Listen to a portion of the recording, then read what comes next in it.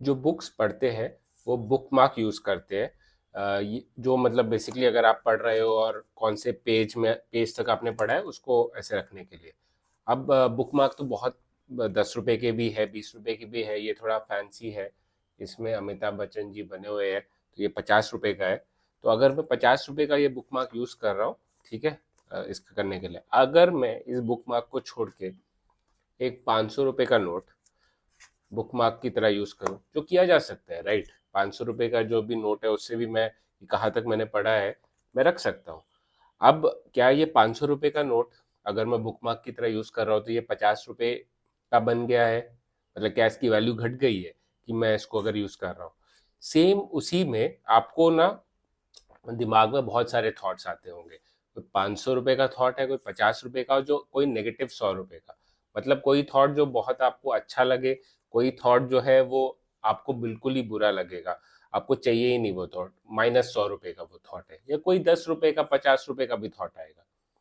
But आपको हर thought को एक बुक मार्क की तरह ही देखना है। मतलब आपको एक उसी की तरह देखना है कि ये एक थॉट ही है, मैं अपने हिसाब से उसे बुक मार्क यूज करूं या उसे फेंक दूं। मतलब हर थॉट का, वो हर थॉट अलग अलग उस शेप से आएगा। एक थॉट है वो एंग्जाइटी के साथ आएगा तो वो 1000 रुपए का लगेगा, बट वो है थॉट ही। जैसे 500 रुपए का बुक मार्क यूज करूँ कि 50 रुपए का बुक मार्क यूज करूँ, वो है बुक मार्क ही।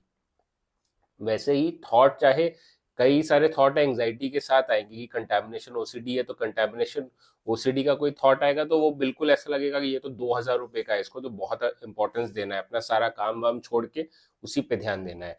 बट और कोई थॉट आएगा कि अरे यार कल मैंने क्या खाया, ये 10 रुपए का थॉट है, मुझे भी नहीं सोचना, मुझे भी पढ़ाई करनी है।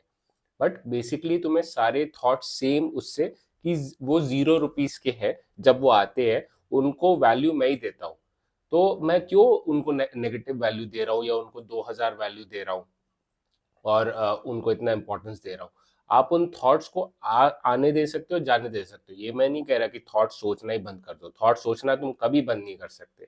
बट थॉट को इंपॉर्टेंस देना जिसकी वजह से वो थॉट चिपक रहे हैं तुम्हें। कोई थॉट को तुम 2000 की वैल्यू दे रहे हो तो वो चिपक रहा है, जबकि वो 0 रुपीज का ही है, तुम ही वैल्यू दे रहे हो, वो कोई वैल्यू लेके आ नहीं रहा है।